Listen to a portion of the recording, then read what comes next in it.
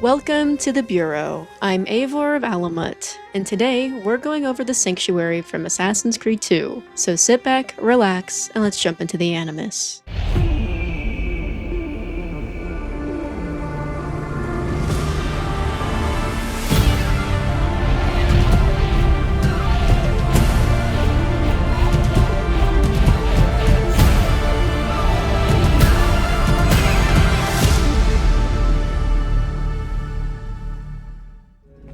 This is the Sanctuary. It was built by my great-grandfather to honor the memory of the Assassin Order and protect its secrets.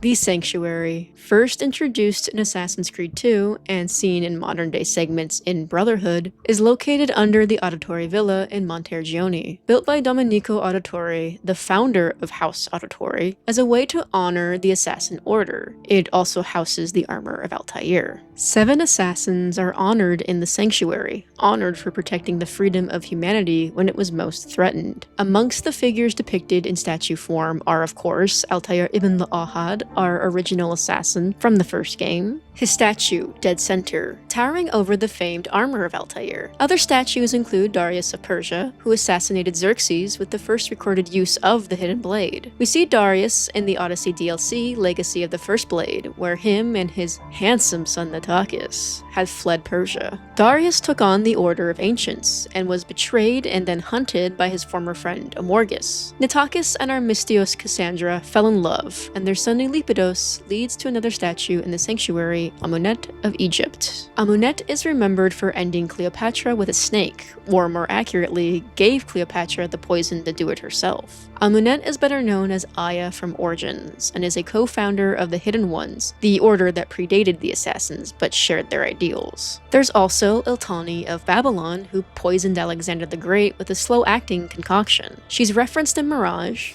Have you heard about Iltani? One of the first of our founders. She assassinated Alexander the Great with an ingenious poison. And you can find scrolls left behind by her in Chronicles India. She created the Order to take down Alexander the Great and stop his conquest. The Order retroactively became known as the Babylonian Brotherhood. Next, let's look at Wei Yu, the Chinese assassin who took down the first emperor of China with a spear. He's supposed to be seen in the mobile game Jade that, at the time of making this video, is still not released. But Wei Yu got to meet Cassandra, just a little fun fact. Then there's the Roman hidden one, Leonius, who took down Emperor Caligula. Then there's Kualin Gal, the Mongolian assassin who used his bow to take down Genghis Khan's horse. Kualin Gal actually worked with Altair, his wife Maria, and their son Daram to take down Genghis Khan, as he posed a great threat to the Brotherhood. Daram being the one that actually delivered the final blow to Genghis Khan. Kualin Gal is seen in the Secret Crusade book and in the comics Memories and Reflections. These are the assassins who guarded the freedom of humanity when it was most threatened.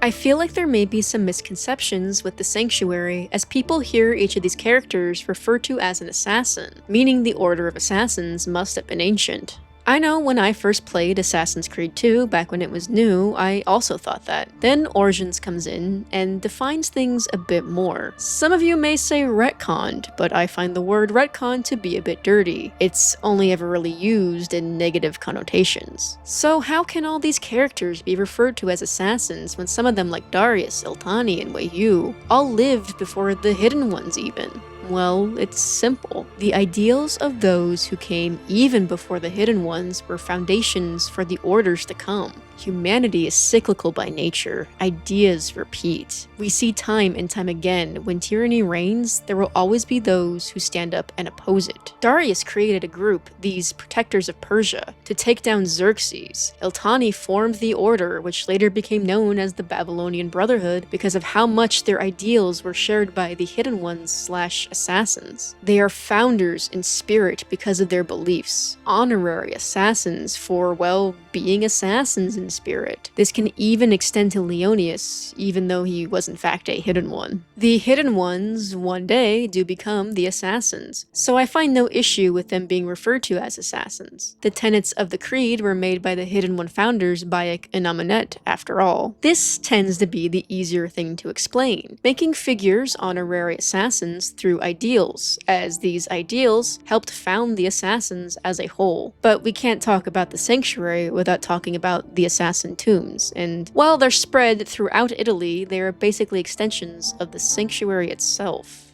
I heard rumors of crypts located throughout Italia, hidden tombs filled with treasure, where these six were moved centuries ago. In order to access Altair's armor, Ezio had to collect seals for each assassin in the sanctuary. These seals were set up in tombs throughout Italy. The assassin tombs were presumably built by the Italian Brotherhood, around the same time as the sanctuary itself. The seals are hidden within the sarcophagus of each assassin. In Origins, it's shown that Amunet's actual resting place is next to her beloved Bayek. So how could she be there for Layla to find, but also in Renaissance Italy for Ezio to find? I find the answer to be simple, an answer that seems to be overthought. While the past is a lot more worldly than we give it credit for, I always found it kind of odd that the Italian assassins were somehow able to pinpoint all these assassin bodies and bring them together in a timely enough manner for Ezio to then find a good number of years later. Hidden Ones, assassins, whoever, usually don't want a grand burial anyway. Not to mention, mummification isn't practiced by every religion or culture,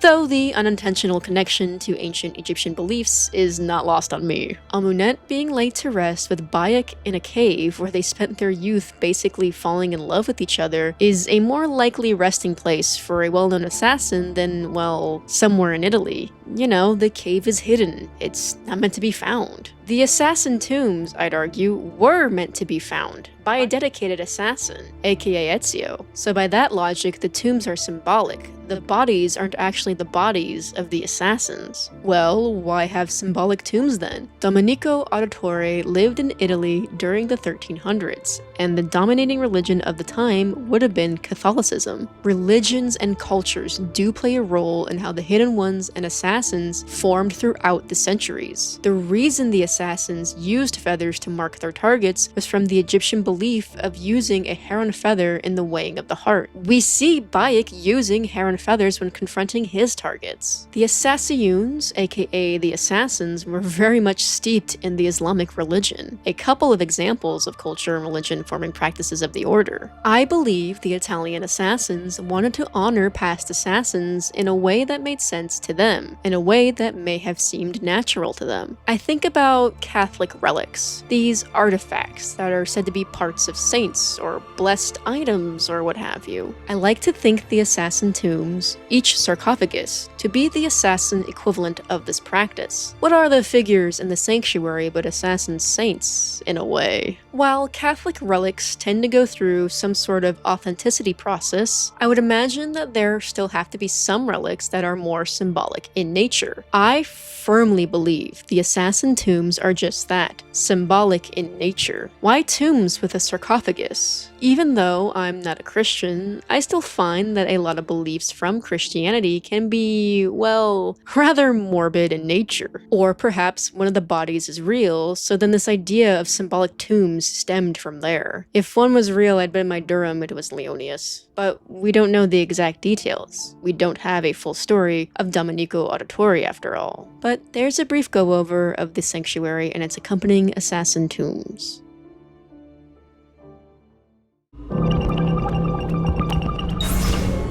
Thank you for stopping by the Bureau. I hope you drop by again. But until then, safety and peace.